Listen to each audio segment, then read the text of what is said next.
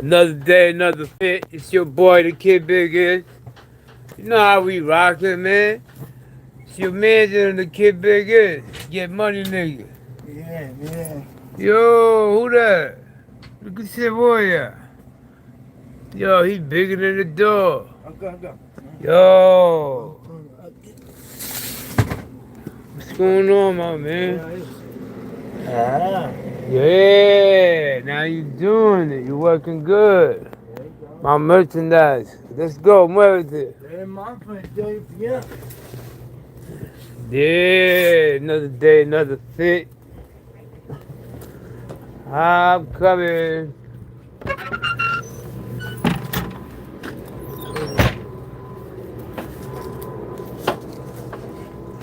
Yeah. No, I don't. All right. No, that's the Holy Ghost. But you know what? All right.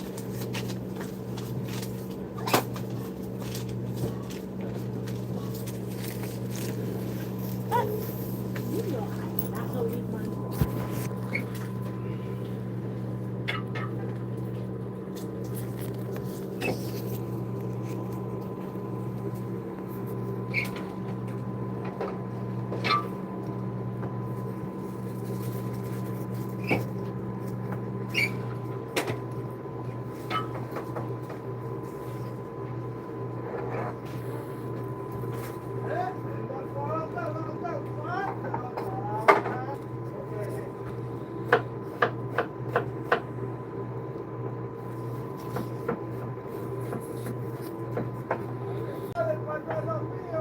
Yeah.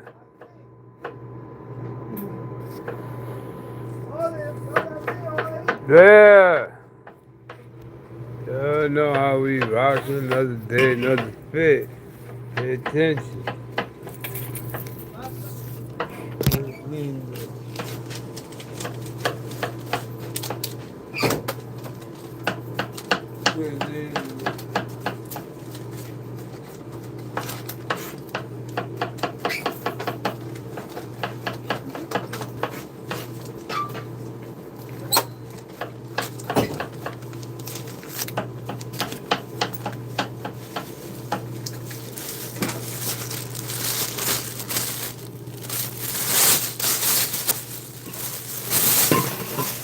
Yeah.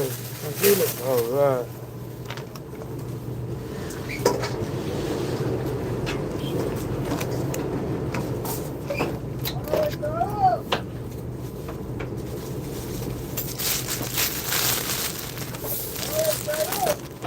Ya mismo, ahorita, 2 horas, estoy en vivo. Video.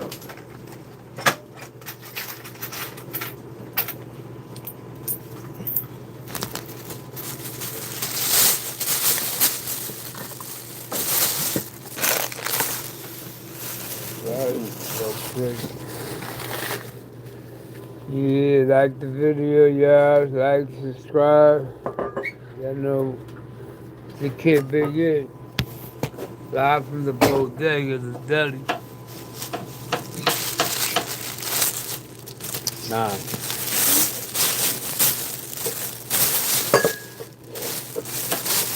Another day, another pit.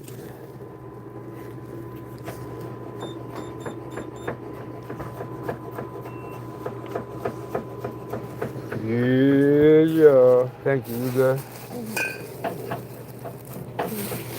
Another day, another pit. Yeah, we outside doing it. Go to the store story. See what's going on, man. We bosses over there.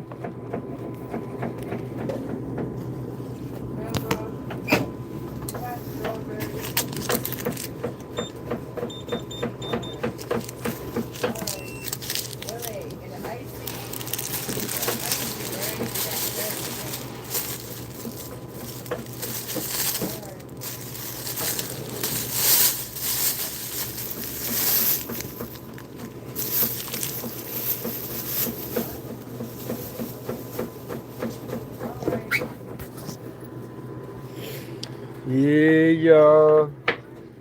Damn, I need some boots, man. I can't even find boots. What kind of boots should I get, man? Maybe I'll go to 149, man, tomorrow. You look like a albino doodle, my nigga.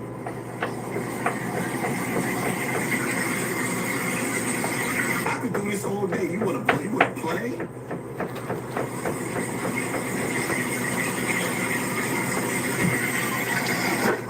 The albino doodle.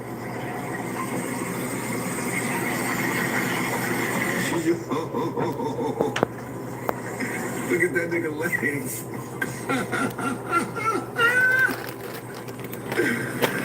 You look like the nigga standing on still. Stop playing with me, Joe. Joe, I don't want to smoke. You leave me alone and I'll leave you alone, my nigga. Because I don't need you all on me. I need something of myself without you. I need to stop me from feeding their family, my nigga.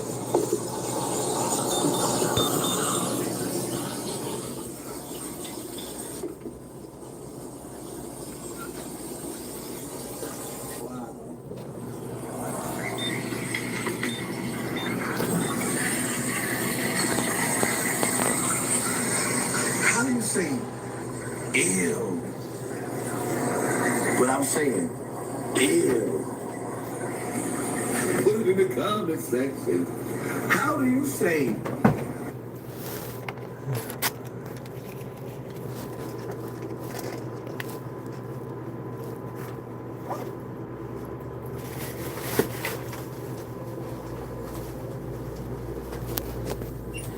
Yeah, we need you to like and subscribe. Like the video if you could. Like and subscribe. That's all we at. Like and subscribe. That's all we at. Yeah. That's it. Like and subscribe. Then we're gonna go back to homie. Homie's mad funny, man. What's his name? Hassan Campbell. Yeah. In your life's blueprint should be a deep belief in your own dignity, your own worth, and your own somebodyness. Don't allow anybody to make you feel that you are nobody. Always feel that you count. Always feel that you have worth. And always feel that your life has ultimate.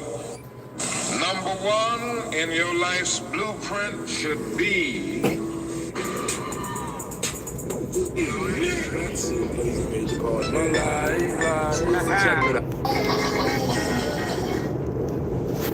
Yeah, they're gonna get me for the music, man, but I'm that dude. Yeah, you see what's going on. You see what's going on. Rush to death. I used to work with that dude 5 years.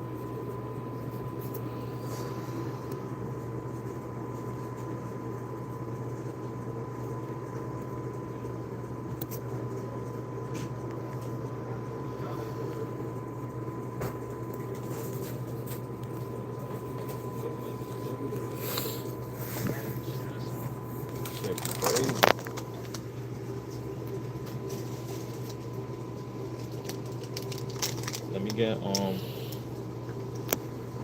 me get those elements right there, the regular ones. Right now, what time is it? It's probably gonna be Sean because he came late today. And I'm glad I wasn't with him. In Council Bluffs, And let me Iowa, get a 2 small bodies element. were found on the streets, separated by just a few hours and a couple of blocks. The prime suspect, DeQuanta Zachary, a known felon out on parole, fresh off a 2-day cocaine binge, and picked up just across the state border, apparently 625. fleeing the scene of the crime. But was he really guilty of this shocking double homicide? Or was someone else behind the murders? Apple How juice? was he connected to the victims? And who were the two We don't have it over there? who spent the evening with the deceased the night before they were killed? The We police got had apple their juice in this suspicions, but refrigerator. would they be Right? able to get the suspect to admit to his guilt? You Let's can. see how DeQuanta Zachary's interrogation Oh, if went we down. have it on the, In the because early it's gonna hours be of on that Sunday, shelf. April You 20th, can. 2024, If the not, body we of a don't man have named it. Deontay Ivory was found by police on South 29th Street, Council Bluffs, Iowa. Then, just a few hours later, the body of a second man, Michael Anderson, was discovered, this time on South 24th Street. Both men appeared to have been murdered, apparently shot dead in what looked like a double homicide. The following day, the prime suspect, 30-year-old DeQuanta Zachary, was picked up just across the state border in Blair, Nebraska. Although he knew the victims and acknowledged he had spent time with them the night before their demise while on a 2-day cocaine binge, he claimed to barely know either of them and denied any knowledge of what had happened to them. He admitted he had spent part of the evening driving around with them, and that later they were joined by 2 other men and 2 women in a hotel room. But he had left early and hadn't seen any of them again after that. Instead of staying with them in their room, then he went back to his own room in the same hotel and had no information regarding where the 2 men went afterwards or how they had ended up dead. Zachary himself was no stranger to brushes with the law. At the time of the murders, he was on parole for firearm-related offenses back in his home state of Louisiana. He was also a frequent drug user. During his interrogation, he repeatedly mentioned that he was on parole, saying he wouldn't have anything to do with guns because he had already lost enough of his life-serving time. He also recounted his tangled family situation, explaining that he'd been with Debris, the woman he refers to as both his fiancée and his wife for nearly 10 years. They have 2 children together. Children live back in Lafayette, Louisiana, with DeBricklier's 20-year-old daughter from a previous relationship. At the time of the murders, Zachary and his wife had been living in the Council Bluffs area for around 9 months. But Zachary made frequent trips back to Louisiana to see his children there, usually driving, but occasionally taking a plane. However, Zachary also explained that he and his wife had been going through a rough patch. During this time, he had also gotten involved with another woman, Ariel. By the time of these events, Ariel was around 5 or 6 months pregnant with Zachary's 3rd child. Ariel also lived in the same area. Both women knew about each other. DeBrickier had recently found out that Ariel was pregnant. Zachary divided his time between the 2 women. Due to his previous convictions, Zachary had been unable to find employment and described himself as a stay-at-home father. He relied on his wife, and perhaps some of his own more shady dealings, for money, partially to fund his drug habit. Under questioning, Zachary explained that on the Friday before the murders, he had brought drugs from Deontay Ivory outside a casino and had then gone to Ivory's home to buy more drugs from Ivory's wife the following night. His account was largely believable, and he told the story confidently, brazenly stating that he had nothing to hide. If he did, he said, his lawyer would be sitting there with him during the interrogation. At one point, he even swore on his children's lives that he had no part in the killings. It didn't go through. My kids like I can tell y'all, but I'm not really looking to be thinking why is this person and that person to see if they're gonna do somebody something. Yeah, all right. You know what I'm saying? I'm just confused. Thank you. However, his story also included a few implausible, if not quite impossible, details. For example, when he went to buy drugs from Valencia on Saturday, he said he hadn't intended to stay for long. His plan had been simply to drive up, have Valencia hand over the drugs and drive off. But since he was high on cocaine, he ended up sitting in the drive for around 2 hours with his engine running, talking to Ivory, who returned home while he was there. He eventually ran out of gas where he sat. This meant Ivory had to call a friend, Michael Anderson, or just Mike, to bring over a gas can to help Zachary out. Then they drove to a gas station to fill up Zachary's vehicle. After this, they drove back to Ivory's home, and it was at this point Zachary was convinced by the 2 men to spend the evening driving around and getting high instead of returning to the hotel where his wife was staying. Of course, sitting talking with the engine running for 2 hours is not beyond the realms of possibility for a man high on cocaine. This part perhaps doesn't have too much bearing on the case other than explaining how he became involved with Ivory and Anderson on that night. But more important is how Zachary accounted for the disappearance of his vehicle at some time between the Saturday night when his drug binge ended, the Sunday morning when he woke up back in the hotel. And this is a key point in the case because after finding the bodies, the police later discovered Zachary's vehicle in rural Glenwood some distance to the south of Council Bluffs, and the state of the vehicle was telling. The vehicle had been abandoned, and it was described as being riddled with bullet holes. Significantly, the bullet holes indicated that the shots had been fired from inside rather than outside the vehicle, and a partially burned shirt was found hanging out of the gas tank as though somebody had been trying to set the car on fire before leaving it. According to Zachary, after filling up his car and returning to Ivory's house, he had driven to another gas station with Ivory and Anderson, picked up a bottle of liquor, and then spent time just driving around getting high on cocaine. The 3 men then returned to the hotel where Zachary was staying. At this point, Zachary booked another room in the hotel right above his own. They were then joined by what Zachary described as 2 light-skinned black males, along with 2 females. What happened next is crucial because according to Zachary's version of events, after spending some time with the 4 other men and 2 women, he left to go and sit in his car to finish a bag of cocaine alone. At around 9 p.m., he then slipped into his own room where his wife Crash out, what up? He then woke up the next day to find the car Fit check, you know the vibe. What's going on? He's in the ignition and that the car must have been What up, what up, what up? extremely convenient considering Ain't nothing changed. Another day, another fit. You know how we rockin'. Yeah, I'm on my khaki green shit today. Another day, another fit. You know what I mean? Multiple colors. Yeah. What up? Ah. No puedo, estoy aquí. Another day, another fit. What's going on, y'all? Okay. Trying to see what's up, man. Trying to find something interesting to watch. However, at this point in the interrogation, there was still no proof that Zachary had lied to the police, even if some particulars in his version of events seemed a little suspect. And Zachary still seemed relaxed. 175. No puedo ahora. 175. And I said, let me listen to it at first. All right. I'm like, I don't know. I've never done anything like this before. I said, I got to listen to it. The more I heard it, the more I got into it. And it was getting to me. So I told him to tell sparsely. Yeah. I'll try it. I'll do it. They loved it. And they wanted to do it. They wanted to put it out. So here we are. And I said, let me listen to it. At first, I'm like, I don't know.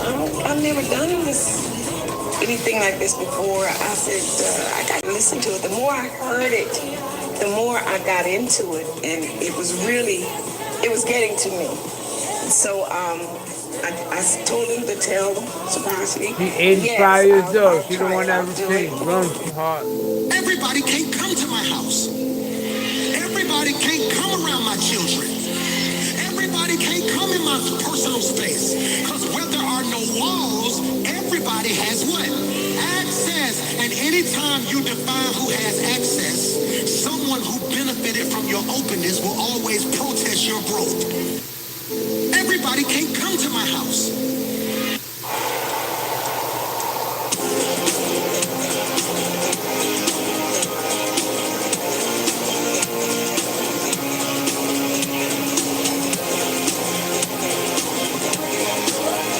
That was mine. In 2026, God's about to move and bless you in such a way that everything you've been doing for the last 3 years got to make sense to everybody who didn't believe in you. You ought to just shout, I received that. You see that shit, man? Oh, hold up. Stop playing with it. What he called? Check him out. Ooh, stop it. Yo. Ooh, stop. Ooh. Come on, stop playing with him. That bitch still slick too, though, y'all. Stop playing with him. Ooh. He get back. Throw that hard for your hands up like you let it. That one. Ooh, stop it. You know they set up. You did. You wait.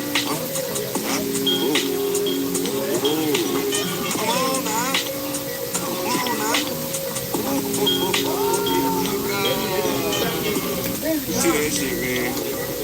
Yeah. I'm playing with it. What he called? Check him out. Ooh. Stop it. Ooh. Come on, stop playing with him. That bitch still slick too, y'all. Stop playing with him. Yeah. Right.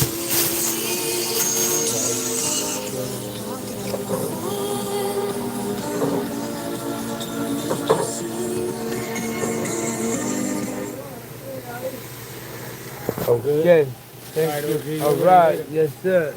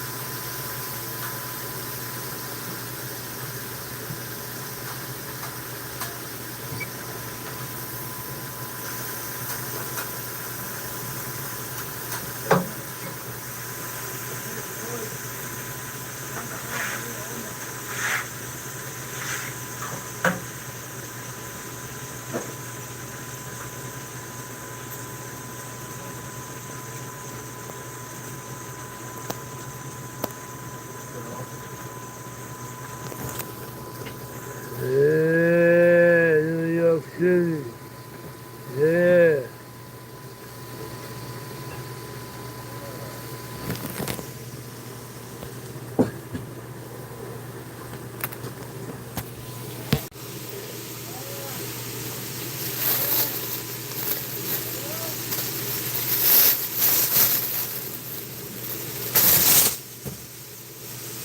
How much is that?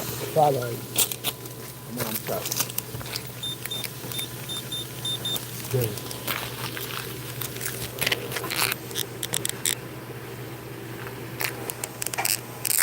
All right. Thank you. You're welcome.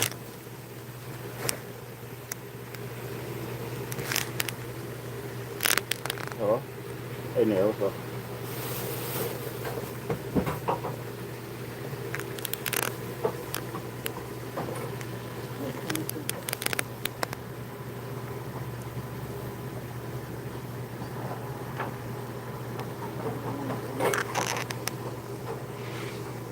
Heartbreak, and resilience. At just 20 years old, she married Pentecostal minister Joe Williams in 1960. They shared 4 children, Marcus, Marcel, Terry, and Cassandra, before parting ways in 1968. In 1970, she walked down the aisle again, this time with soul singer Clarence Carter. Their musical and personal partnership brought one son, Clarence Jr., but ended in divorce just 3 years later.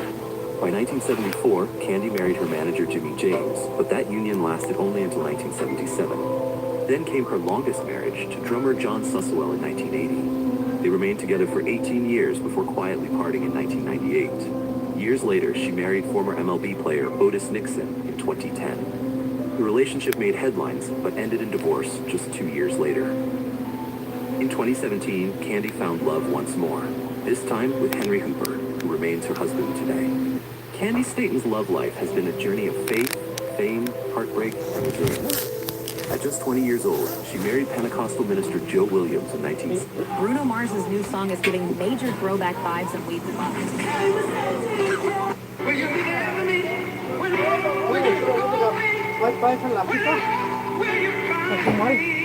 No. Pipa. I got over there, pipe. No.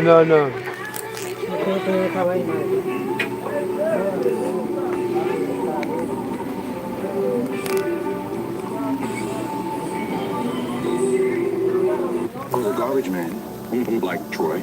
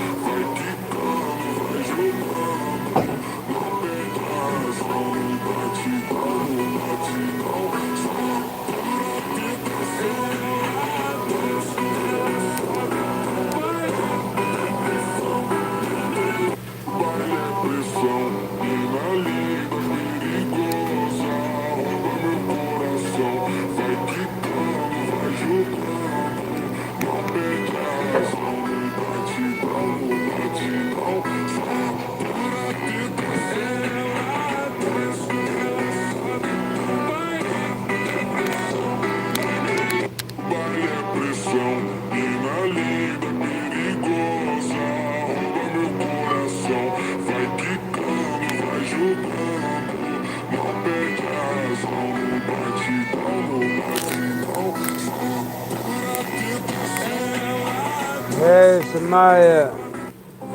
Yeah, we're gonna get out of here. All right, I'm gonna talk to y'all later.